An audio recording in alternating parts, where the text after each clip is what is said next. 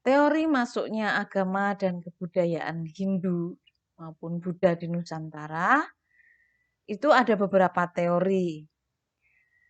Nah, teori pertama itu disampaikan oleh J.C. Van Leer. Teori ini dikenal sebagai teori Brahmana, bahwa para Brahmana diundang oleh kepala suku ke Nusantara untuk melakukan upacara. Kemudian tersebarlah agama dan kebudayaan Hindu ke Nusantara. Berarti pembawanya adalah Brahmana. Namun, anak-anak, perlu diketahui bahwa ada kekuatan dan kekurangan dari teori Brahmana. Kekuatannya yaitu bahwa Brahmana lah yang boleh dan bisa membaca kitab suci Weda. Yang lain kan nggak boleh dan tidak bisa. Nah, kelemahannya bahwa teori ini nggak mungkin, itu maksudnya kelemahan. Ada aturan bahwa Brahmana tidak diperbolehkan menyeberang laut. Bagaimana Brahmana yang dari India itu bisa ke Indonesia sementara ada larangan menyeberang laut itu. Jadi ada kekuatan, ada kelemahannya.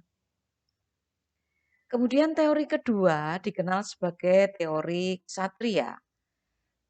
Teori ini dikemukakan oleh Mukherjee dan C.C. van Berg maupun G.L. Muns. Intinya bahwa abad 4 sampai 5 Masehi, kerajaan di India sana, pusatnya agama Hindu dan Buddha, di India Selatan ya, banyak yang hancur. Kemudian para bangsawan dan prajurit melakukan ekspansi atau datang dan menaklukkan Nusantara. Dari situlah mulai masuk agama dan kebudayaan Hindu dan Buddha ke Nusantara.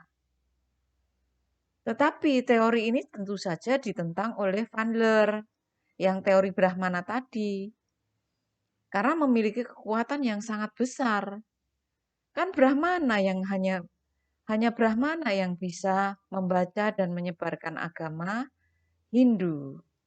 Bagaimana para bangsawan dan prajurit itu bisa mengajarkan tentang agama Hindu gitu.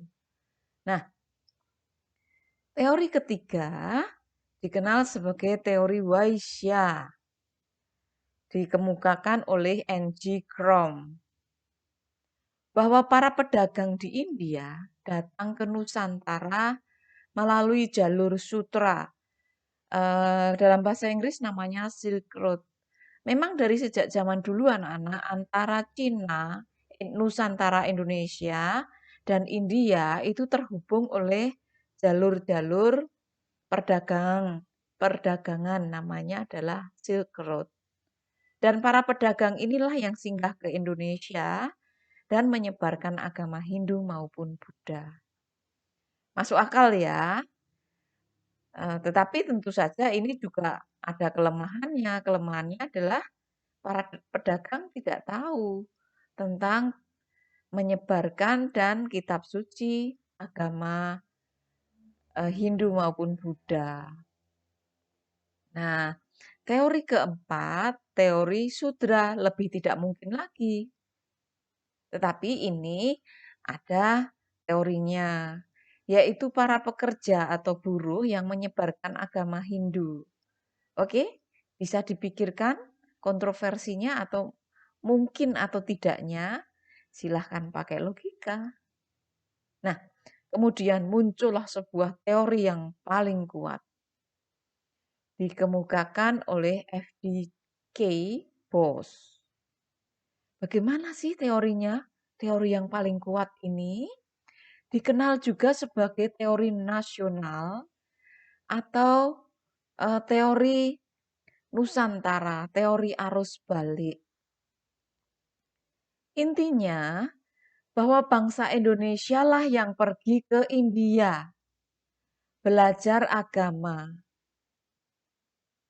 Kemudian balik lagi ke Indonesia dan mengajarkan agama yang sudah dia dapatkan ilmunya di India tadi, disebarkan dan diajarkan di Indonesia. Mungkin ya, berarti ini adalah teori yang paling kuat. Namanya teori apa tadi? Teori arus balik atau dikenal juga sebagai teori nasional. Nah, mari kita lihat. Lalu kerajaan yang bercorak Hindu dan Buddha di Nusantara itu kerajaan apa saja ya? Nah, mari kita lihat. Kerajaan Buddha itu ada kerajaan Holing atau Kalingga, kerajaan Holing. Yang Buddha lagi ada Sriwijaya. Kok hanya dua, Bu? Ya, kerajaan Buddha di Nusantara hanya ada dua. Kemudian yang kerajaan Hindu banyak sekali. Kita nanti akan bahas, tetapi dengan cara cerita yang mudah. Jangan berpikir bahwa SMP belajar sejarah itu menghafal. Tidak, kita pakai logika. Seperti tadi, kenapa teori Brahmana ada kontroversinya, ada pertentangannya? Oh, logikanya karena ada aturan bahwa para Brahmana nggak boleh menyeberang laut. Mana mungkin sampai ke Indonesia gitu. Itu kan logika. Demikian juga kerajaan-kerajaan yang akan kita pelajari nanti. Ada kerajaan Kutai. Kutai. Kemudian kerajaan Tarumanegara. Kemudian ada lagi kerajaan Mataram kuno yang meninggalkan candi-candi besar. Salah satunya adalah keajaiban budaya dunia, yaitu betul Borobudur. Kemudian ada Medang Kamulan, kemudian ada kerajaan Kediri yang identik dengan sumpah berdarah keris empu gandring. Ada Ken Arok itu. Itu Singasari, sorry. Kemudian ada Majapahit yang beridentik dengan sumpah Amukti Palapa. Oke anak-anak, itu literasi hari ini.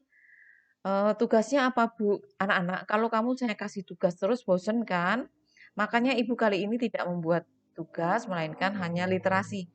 Jadi silahkan kalau mau mencatat, dicatat saja. Terima kasih, Tuhan memberkati.